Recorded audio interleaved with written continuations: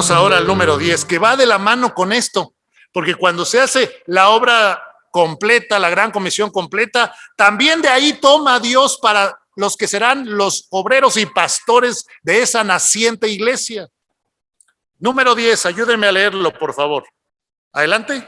Los enviados deben capacitar obreros y dejar pastores al frente de cada iglesia constituida. Lo repito, esta instrucción bíblica clara es que los enviados, los misioneros deben capacitar obreros allí donde están trabajando en su campo y dejar pastores al frente de cada iglesia constituida. ¿Qué dice la Biblia? Hechos 14:23. ¿Me ayudan a leerlo? Y constituyeron ancianos en cada iglesia y habiendo orado con ayunos, los encomendaron al Señor en quien habían creído. Dice, constituyeron ancianos, o sea, presbíteros, que ese es el griego, en cada iglesia, y anciano y pastor y obispo en la Biblia se refieren a la misma persona. Constituyeron pastores. Además, Hechos 20:17, 26 al 28 y 31, miren, dice que Pablo hizo llamar a los ancianos de la iglesia de Éfeso. ¿De dónde salieron esos ancianos, esos pastores de Éfeso? Pues fue de todos los que se ganaron para Cristo en los viajes misioneros anteriores y que crecieron y que Pablo los instruyó, y en Hechos 20 tenemos un modelo de instrucción pastoral, de capacitación. Dice, yo os protesto el día de hoy que estoy limpio de la sangre de todos porque no he rehuido anunciaros todo el consejo de Dios. El Señor lo había usado a Pablo para enseñarles todo el consejo, y luego les dice, mirad por vosotros y por todo el rebaño que el Espíritu Santo os ha puesto por obispos. Y en 2 Timoteo 2:2 hay un mandamiento para todos los pastores. ¿Cuál es? Leámoslo. Lo que has oído de mí ante muchos testigos, esto encarga a hombres fieles que sean idóneos para enseñar también a otros. Es un mandamiento para nosotros los pastores, que lo que hemos escuchado lo encarguemos a hombres fieles, confiables, para que esos hombres lo enseñen a otros. Hombres confiables e idóneos, que tengan las características para que lo enseñen a otros. Es algo que tú como pastor, yo como pastor, tú misionero, tienes que hacer. Es una obligación, es una responsabilidad que Dios nos pone, reproducirnos en otros siervos de Dios. Y luego dice Tito 1:5, por esta causa te dejé en Creta, para que corrigieses lo deficiente y establecieses ancianos en cada ciudad, así como yo te mandé. ¿Cómo es que Pablo envía a Timoteo a Creta, a esa isla, para que en cada ciudad Tito constituyera pastores? No solo a predicar y ganar almas y a tener iglesias. No, vamos a dejar esas iglesias con sus pastores. Revisando, hermanos, el modelo misionero, vemos que los enviados constituyeron ancianos. La palabra constituyeron, hermanos, está en Hechos 14:23. Viene a su vez del griego keirotoneo. Y keirotoneo significa esto, miren, significa esto. O puede significar esto de señalar o esto de levantar la mano. Keirotoneo. Extender la mano, señalar, designar. Los enviados, hermanos, señalaron, reconocieron a aquellos a quien el Espíritu Santo estaba dotando para ser pastores y llamándolos a eso. Los apóstoles tenían ya bien identificados los enviados, aquellos que podían tener las cualidades para desarrollar la labor, que habían dado evidencias en su vida y en su servicio. Ellos tenían claras cualidades. Las cualidades eran muy claras para ellos de quiénes deberían ser pastores de una iglesia. En 1 Timoteo 3:1-7 nos da las cualidades. Ellos las tenían claras. Buscar hombres así. Y en Tito 1:5-9 buscaban hombres así, y al identificar hombres así en la iglesia, decían, este puede ser pastor, señalaban, este también puede ser pastor por las características de su vida, por su llamamiento, por su servicio. Y una vez que los pastores eran establecidos, hacen oración por ellos y los encomiendan al Señor, es lo que dice Hechos 14:26, orando con ayunos, los encomendaron al Señor. Los primeros misioneros, hermanos, tomaron suficiente tiempo para preparar ancianos. Les enseñaban todo el consejo de Dios, es lo que dice Hechos 20. No he rehuido anunciaros todo el consejo de Dios. Se lo dice a los ancianos de Éfeso. Y del 26 al 28 les advierte que tienen que mirar por el rebaño, que va a haber lobos rapaces y que por 3 años no había cesado de enseñar, de amonestarlos con lágrimas. A esos pastores los había atendido. Personalmente, por tanto, velad, acordándoos que por 3 años de noche y de día no he cesado de amonestar con lágrimas a cada uno. Y les dejó recomendaciones para hacer su labor. En Hechos 20 las tenemos. Miren por vosotros, miren por el rebaño. Entrarán lobos rapaces. De entre vosotros mismos se levantarán hombres que hablen cosas perversas. Les deja recomendaciones. Y luego los encomienda a la palabra de Dios. Miren, siguiente versículo. Os encomiendo a Dios y a la palabra de su gracia, que tiene poder para sobreedificaros y daros herencia con todos los santificados. Estos enviados, Pablo y sus colaboradores, tenían la convicción de que la palabra de Dios los iba a edificar, que la gracia de Dios iba a sostener a esos nuevos pastores, que la palabra de Dios era suficiente para ayudarlos. En el caso de Pablo y Timoteo y Tito, además, hubo una serie de asuntos que Pablo se ocupó en enseñar a aquellos jóvenes obreros para que desarrollaran adecuadamente su labor. Estos asuntos los tenemos registrados en 3 cartas que se llaman las cartas pastorales. Estas cartas fueron producto de la necesidad de capacitar a los obreros en su labor pastoral. En 2 Timoteo 2:2 tenemos la instrucción clara para nosotros los pastores, una de nuestras labores más importantes en el ministerio: encargar o encomendar lo que hemos aprendido de la palabra de Dios a hombres confiables que a su vez sean competentes para enseñar lo mismo a otros. Aquí tenemos la pauta, la instrucción o la regla para lo que se ha llamado la reproducción del liderazgo, pero lo más exacto sería la reproducción ministerial o pastoral. Era una labor que Timoteo personalmente debía hacer con hombres fieles. Es la transmisión de lo aprendido de Pablo. Pero más que transmisión, era confiarles dichas enseñanzas, o sea, ponerlas bajo su responsabilidad. Así que esta labor es más que la comunicación de información, es la transmisión de una responsabilidad muy seria, la enseñanza bíblica. Y esto requiere 3 cosas: que se haga de manera personal, pastor enseñando a otro obrero, capacitando a otro obrero personalmente, que se haga con hombres fieles, gente confiable, idóneos, para que sembrar en ellos todo lo que les ayudará a convertirse en pastores, y que continúen esa cadena de formación, que ellos a su vez hagan lo mismo en el futuro. Además, Pablo se ocupó en enseñar a Timoteo una serie de aspectos muy importantes para su desarrollo personal y su ministerio, mismos que están resumidos en 2 Timoteo 3:10 y 11. 2 Timoteo 3:10 y 11, me ayuda a leerlo. Pero tú has seguido mi doctrina, conducta, propósito, fe, longanimidad, amor, paciencia, persecuciones, padecimientos. Fíjese qué interesante lista en la que Pablo le dice: tú, Timoteo, tú has seguido mi doctrina. Pero no solamente te enseñé la doctrina, has seguido mi conducta. O sea, Timoteo había aprendido la conducta de Pablo, cómo hacer las cosas. Y es lo que estamos haciendo en este estudio, ver la conducta de los primeros misioneros y aprender de ellos. Conducta. Propósito.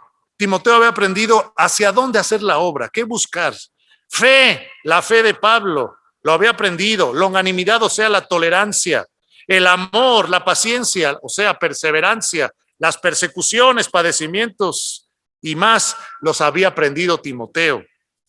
Estos aspectos son los mismos que se requieren para capacitar a un obrero, hermanos. Aquí está una lista de cosas que hay que enseñarle a un obrero que será más adelante pastor de la iglesia. No hay que desechar esta lista, es muy valiosa. Sin embargo, nuestro máximo ejemplo, el máximo método que tenemos para capacitar y entrenar pastores es el ministerio de Jesucristo.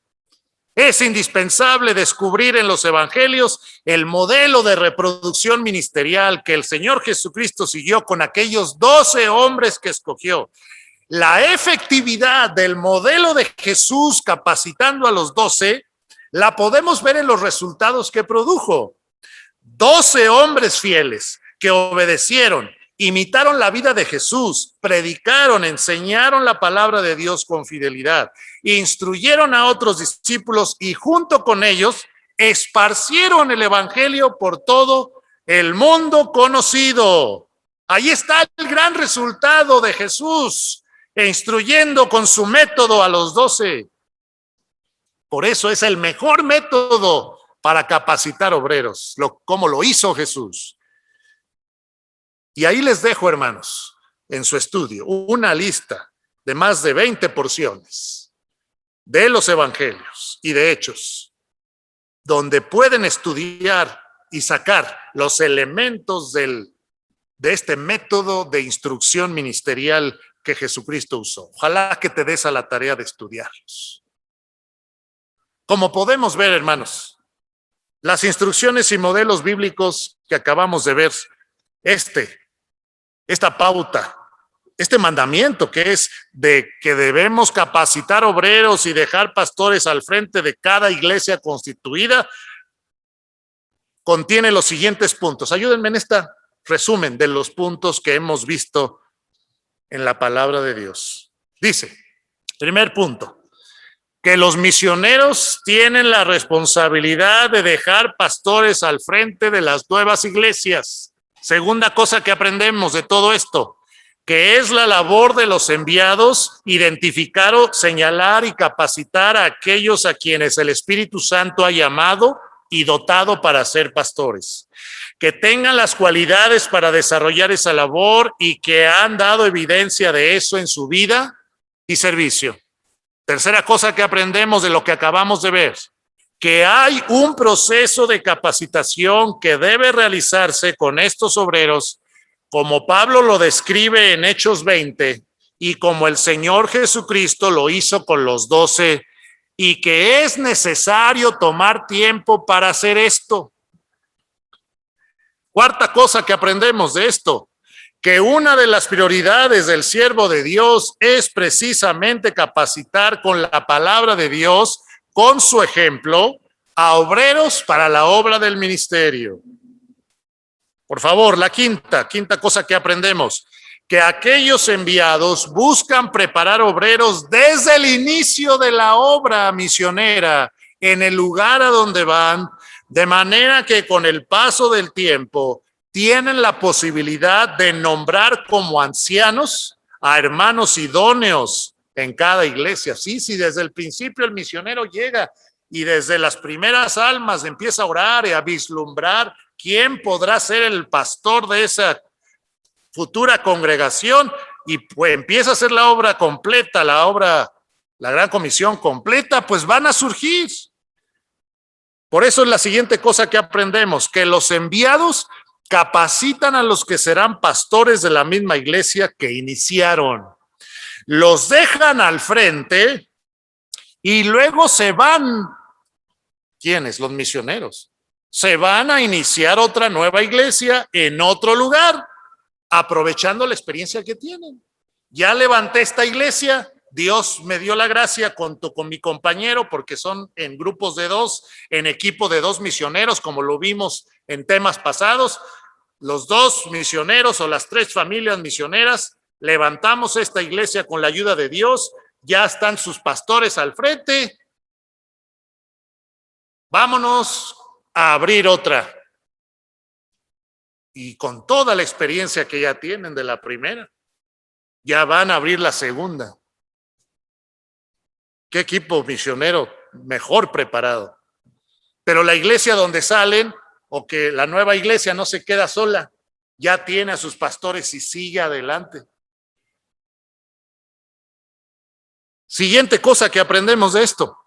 Además, vemos aquí que los pastores que estarán al frente de una nueva iglesia es mejor que surjan de ahí mismo. Esto es muy extraño para muchos pastores es muy extraño, pero es bíblico que el pastor surja de la misma iglesia. Recordemos que en los tiempos del apóstol Pablo no había seminarios, no había institutos, no había asociaciones de iglesias.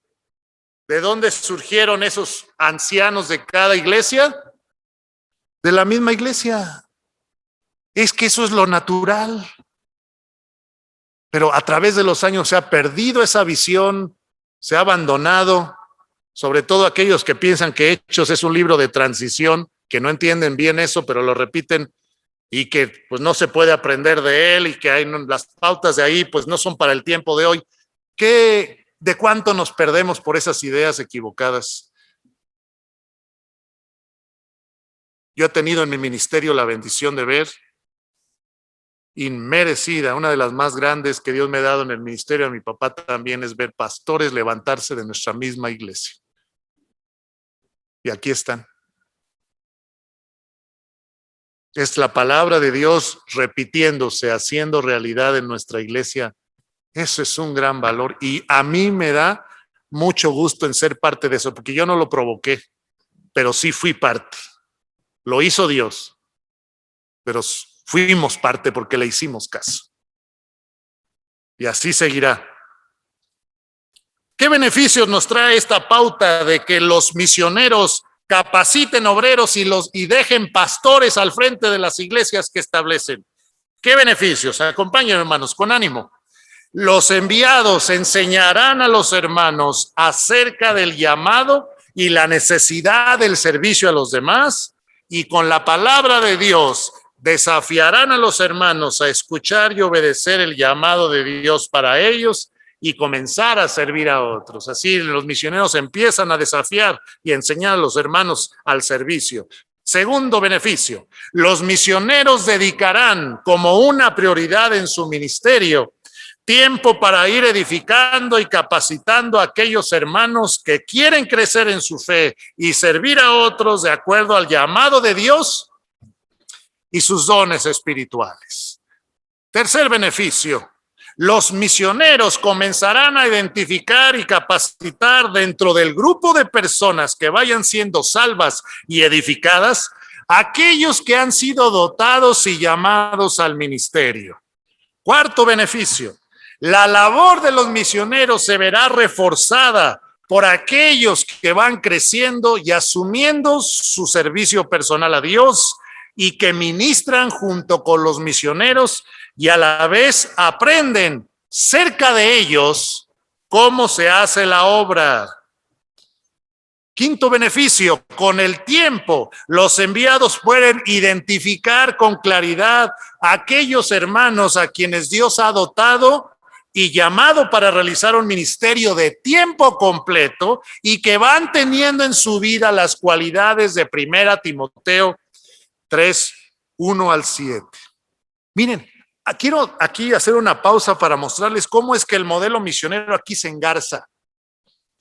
Porque cuando los misioneros salen al lugar que deben ir, dirigidos por Dios, salen en dos equipo de por lo menos 2 familias de misioneros, ya no uno solo, una sola familia, en equipo de 2 por lo menos. van al campo, hacen la labor, la obra de la gran comisión completa, van, predican, bautizan y enseñan. Entre esa pareja de misioneros, van haciendo esa labor. Gracias a que son dos, entre los dos pueden identificar a aquellos que se están perfilando con el tiempo para ser pastores, y mientras uno le enseña homilética, el otro le enseña hermenéutica. Mientras uno le enseña vida de Cristo, el otro le enseña escatología. Ahí en el equipo de misioneros se van alternando para enseñar a esos que están creciendo y avanzando y que posiblemente perfilan para ser los pastores, como nuestra iglesia, y en muchas iglesias tienen su instituto donde los pastores hacemos relevos, no australianos, pero sí relevos, y enseñamos, instruimos. Y todo lo puede hacer el misionero, porque no va solo, no es el misionero que está haciéndolo todo, sino hay dos que se reparten la carga, o tres familias misioneras trabajando en equipo con esa visión. Claro que se logra más en menos tiempo. Y se cumple este propósito de dejar pastores establecidos. Sexto beneficio, hermanos. Las nuevas iglesias que se establezcan contarán como sus pastores a hermanos de la misma congregación, que crecieron ahí, que fueron instruidos ahí, que valoran el trabajo de los misioneros, que saben lo que ha costado levantar la obra ahí. Esto causa que haya un mayor grado de confianza de la iglesia hacia sus pastores, porque los pastores nacieron ahí, y da una mayor seguridad de que esos que nacieron ahí, que edificamos, conducirán bien la iglesia cuando los misioneros ya no estén. Hermano misionero, ¿no le gustaría tener esa seguridad de que la iglesia tú la dejas en manos de alguien que ya le instruiste, le enseñaste, la iglesia le tiene confianza, ha visto su ministerio? Eso es posible, lo hemos visto. Y número 7, séptimo beneficio. Al capacitar obreros para que sean los pastores de las nuevas iglesias que se establecen, entonces los misioneros pueden salir nuevamente a otros lugares para seguir abriendo nuevas iglesias, y nuevos obreros que hacen se suman con el tiempo a esa labor. Qué bendición ver que se constituyó una iglesia, la iglesia tiene sus pastores que se levantaron de ahí mismo, y el equipo misionero, los misioneros salen a abrir otras congregaciones. Pero ahora, ¿quién más los va a apoyar? Pues esa nueva iglesia que iniciaron los va a apoyar, y toda la experiencia Dios la va a usar. Oremos para que eso sea un común en nuestro país, en el mundo, del trabajo misionero, de equipos misioneros, de por lo menos 2 familias que hagan las cosas así y dejen obreros capacitados y funden iglesia, y luego vayan a otra y funden otra y vayan a otra y funden otra. Alguien que ha hecho algo como esto ha sido nuestro hermano Cruz Murillo. Ya lleva 3 iglesias que él ha podido levantar, y aunque en algunos casos ha estado él solo haciendo la obra, ha tratado de seguir este patrón. Con un equipo de misionero, sin duda, se logrará más. Esto, hermanos, de capacitar obreros para la obra del ministerio, dejar pastores, es una labor ardua. Nadie dijo que sea fácil, pero debe hacerse si queremos acoplarnos a las instrucciones y patrones de la palabra de Dios. Sin embargo, redunda en un avance mayor a la obra si se hace. Pero terminemos hablando de qué ha sucedido en nuestro entorno. Con este precepto de que los misioneros deben capacitar obreros y dejar pastores al frente de cada iglesia constituida. ¿Qué ha sucedido en nuestro entorno? Pues desgraciadamente no se ha hecho en todos los lugares. Aunque misiones se han levantado producto del trabajo fiel de obreros sinceros, mismas misiones que después se convierten en iglesias, hemos visto que por no apegarnos a las instrucciones y patrones bíblicos han sucedido cosas como estas. Quiero mencionarle 5 cosas que han sucedido por no apegarnos a esta instrucción. Primera, llegado el momento de construir aquella misión, aquella iglesia, de constituir ese grupo de hermanos en iglesia, los misioneros no tienen a alguien que se quede como pastor en la misma, porque desde el principio no lo pensaron. Y ellos, los misioneros, asumen el pastorado de la misión, mejor dicho, de la nueva iglesia, y en muchos casos, esos misioneros se quedan en esa iglesia como pastores por mucho tiempo. A ver, con esto, hermanos, no estoy descalificando a los misioneros que se han quedado en una iglesia, esa iglesia que abrieron, se quedaron ahí para edificarla por varios años. Yo creo que a veces esto tiene que ser necesario, a veces tal vez es necesario que el misionero se quede como pastor de la iglesia por un tiempo, pero si queremos apegarnos a las instrucciones bíblicas, las instrucciones indican que es mejor que los misioneros a su tiempo dejen a pastores al frente de esa iglesia y ellos, los misioneros, continúen abriendo nuevas iglesias, contando con el apoyo y la fuerza de la iglesia que originalmente comenzaron. En este caso, se aprovecharía mejor la experiencia del misionero que ya abrió una iglesia y ahora va por más. Ese equipo misionero ahora va por más y se podría capacitar a otros obreros en la práctica para hacer lo mismo. Otra cosa que ha sucedido es que otros misioneros han buscado a un obrero que se quede al frente de la iglesia naciente y traen el obrero, lo traen de fuera. De otra iglesia lo traen o de un seminario, práctica muy común. Abren una iglesia los misioneros y ya cuando ya están viendo que se va a organizar en iglesia, dicen, ¿quién se va a quedar al frente? Pues busco allá en este instituto, busco en este seminario o me lo traigo de otro lado a una persona para que se quede al frente. Pero hay una gran desventaja en esto. Aunque sea una buena persona la que venga de fuera, no tiene la relación de confianza con la congregación, porque no ha estado entre ellos. No sabe, esa persona que viene de afuera, no sabe lo que le costó al misionero abrir la obra allí y tampoco ama la obra de la misma manera. Discúlpenme, hermanos, pero así es. Una persona que viene de afuera a tomar el pastorado de una iglesia no la ama igual que el misionero que la inició. O sea, no es posible. Aunque ama al Señor, esa persona que viene de fuera no tiene la misma identificación. Entonces, el que viene de afuera tiene que pasar un tiempo para ganarse la amistad de los hermanos, la confianza y tantas cosas necesarias. Pero tristemente, en muchos casos, esta práctica ha salido mal. Pues ha sucedido que el obrero que viene de afuera no tiene la experiencia, no tiene el compromiso necesario para dirigir la obra naciente y termina afectando la obra, desgraciadamente. Tercera cosa que ha sucedido, que no se ha puesto en práctica este precepto de preparar obreros y dejar pastores.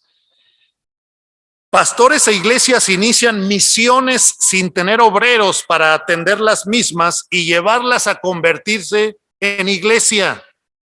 A ver, otra vez lo repito.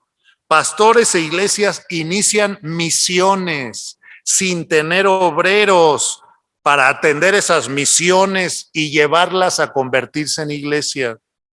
Esto es también muy común.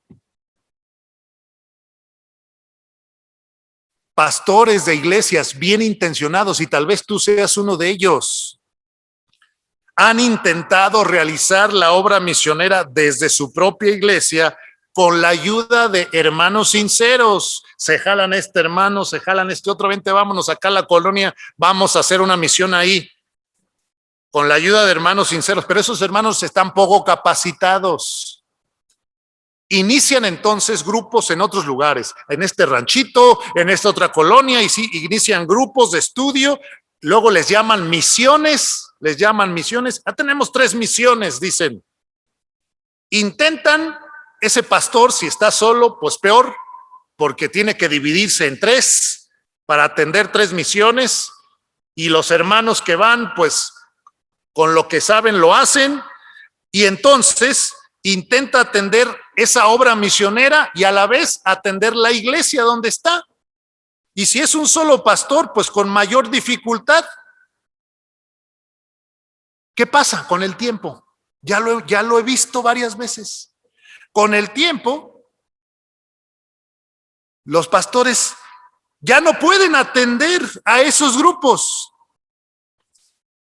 El ritmo de atender a su propia iglesia y además intentar atender a las misiones es fuerte y su tiempo y energías es limitado.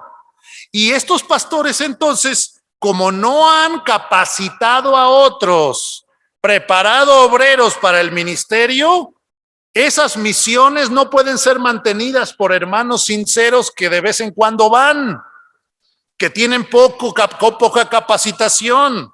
Entonces esas misiones no continúan o se estancan. Hay misiones que tienen 20 años de misiones en algunos lugares y no se convierten en iglesias. ¿Por qué? Porque no hay misioneros que vayan y se queden allí y levanten esa misión para convertirla en iglesia. Y ese es el modelo bíblico. Una misión es misión, no porque se me ocurrió hacer un grupo. Una misión es misión porque tiene a sus misioneros al frente. Yo no digo que no iniciemos grupos de estudio. Hermano, pastor, inicia grupos de estudio en los hogares. Y si se abre la puerta en un rancho, que haya un grupo de estudio ahí. Pero yo en tu lugar te recomendaría, no le llames misión. ¿Por qué? Porque te estás comprometiendo a algo muy grande. No le llames misión porque entonces tú le llamas misión a eso porque quieres que en el futuro sea iglesia. Pero si no tienes misioneros, si la iglesia no envía a 2 misioneros para continuar ese trabajo tarde o temprano, si no se hace y envías a esos 2 misioneros para que en ese ranchito continúen el trabajo y se dediquen a eso y levanten la iglesia con los años, entonces mejor no llamarle misión, mejor llamarle grupo de estudio. Y cuando ya haya obreros al frente de ese grupo de estudio, que Dios los llame y la iglesia los envíe, entonces ahí está la misión, ya tiene sus misioneros, y entonces esa misión pronto se va a convertir en iglesia, tiene más posibilidades a que yo como pastor con buen corazón, porque el corazón no se juzga. Muchos pastores yo conozco que con buen corazón se hacen pedazos para atender esta obra aquí, esta obra acá, esta obra acá. Pero ¿a dónde nos va a llevar eso? Si no seguimos el modelo bíblico, nos lleva al estancamiento, a la frustración y a otras cosas. Eso también está sucediendo. Ojalá no sucediera más. Que hagamos la obra con mayor sabiduría, apegándonos a los preceptos bíblicos. También ha sucedido otra situación, que ciertos pastores dejan la iglesia donde ministraban para irse a atender a la iglesia naciente. ¿Lo han escuchado? Ya empezó una nueva iglesia allá, yo como pastor me voy a levantar esa iglesia y no han capacitado obreros en la iglesia donde están. No han capacitado obreros para que se queden ahí al frente de la iglesia. Entonces la iglesia se queda sin pastor. Una misión tiene su pastor, pero una iglesia se quedó sin pastor. Y sucede que la iglesia que se queda sin pastor se encuentra en la necesidad de tener que comenzar la búsqueda de un nuevo pastor, o se repite el mismo esquema que ya vimos. Se trae otra persona de fuera para que ocupe ese lugar que el pastor dejó, y empieza la iglesia a buscar un nuevo pastor, arman comité de púlpito, y así van buscando.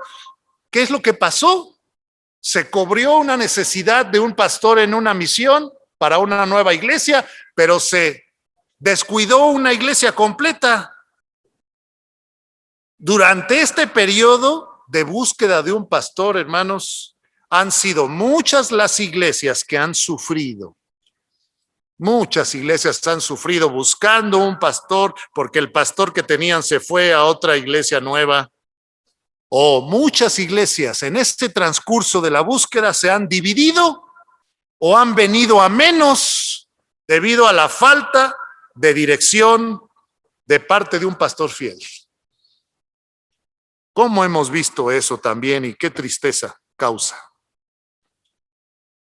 Y última situación que también tengo aquí en la que no se ha aplicado este precepto bíblico. Muchas veces ciertas costumbres o prejuicios estorban que se preparen obreros de la misma iglesia y se les nombre pastores a su tiempo. Existe la idea de que si alguien no ha estudiado en un seminario o instituto establecido, no puede ser nombrado pastor. ¿Han escuchado esa idea? Tú no estudiaste, hermano, en un instituto, en un seminario, no puedes tú ser pastor, porque no estudiaste. Pero, ¿dónde enseña la Biblia esto? ¿Dónde está en la Biblia eso? ¿Sabe dónde? En ningún lado. En ningún lado la Biblia enseña esto. Estudiar en un instituto es deseable. Yo estudié en un instituto. Es útil, pero no es indispensable para ejercer el ministerio pastoral. Y no es menosprecio a los institutos, otra vez ya lo dijimos, son valiosos, son útiles y son bien dirigidos. Los misioneros también pueden enseñarle a un varón que ha crecido en la fe y ha sido fiel. Los misioneros también pueden tomar a ese varón, enseñarle los asuntos básicos sobre el crecimiento espiritual, la doctrina bíblica y el ministerio. Lo que la Biblia sí enseña es que aquel que será nombrado pastor primero debe tener en su carácter las cualidades de 1 Timoteo 3:1-7. Debe tener los dones pastorales, debe haber sido verdaderamente llamado al ministerio y haber recibido instrucción bíblica suficiente. Estos requisitos pueden ser llenados por un varón joven o adulto que no haya tenido la oportunidad de inscribirse y cursar en un instituto o seminario establecido. Aclaramos nuevamente que no es que los institutos o seminarios sean inútiles o que no hagan una buena labor de preparación. Ya dijimos que estas instituciones son herramientas de capacitación y formación. Lo que afirmamos es que no es indispensable que alguien haya estudiado en un instituto para ser nombrado pastor. Los seminarios o institutos no nombran pastores, ni uno es pastor por estudiar en los mismos. Dios es quien escoge, Dios es quien nombra y Dios es quien forma a los que serán pastores. Este tipo de prejuicios o costumbres están deteniendo la obra. Y a veces algunos pastores dicen, sí, yo quisiera tener un colaborador. Hoy en la mañana me lo dijo otro.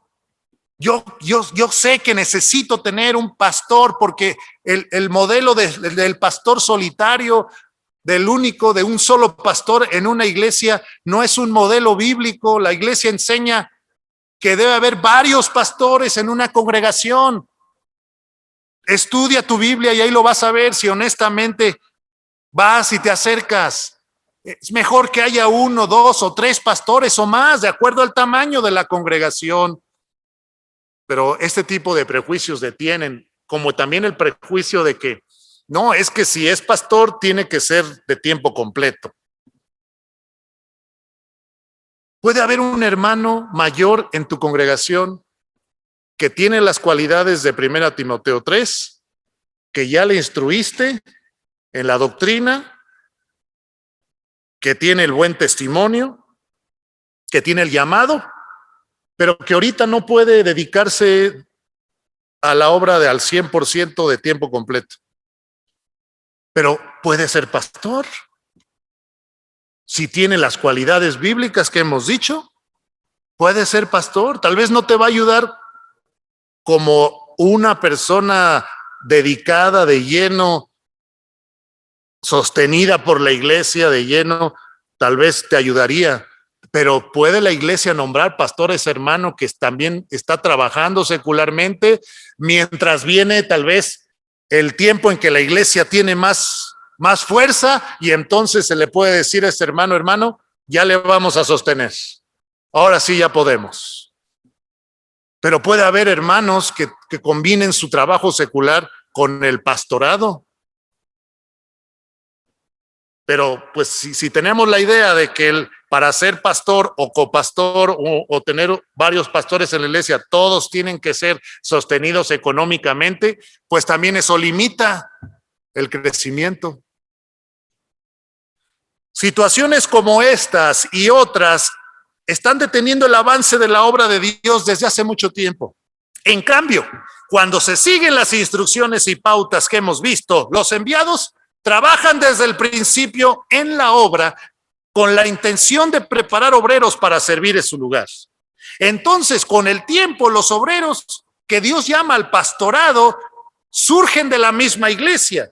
Esto tiene la ventaja de que los hermanos de la iglesia los reconocen, tienen una relación de confianza con ellos, saben lo que ha costado la obra, aman la obra, y es más natural y permite que la obra de Dios avance en lugar de retroceder o estancarse. Pensemos en esto, hermanos. Los primeros misioneros del Nuevo Testamento no tuvieron la opción de llamar a obreros de otros lados.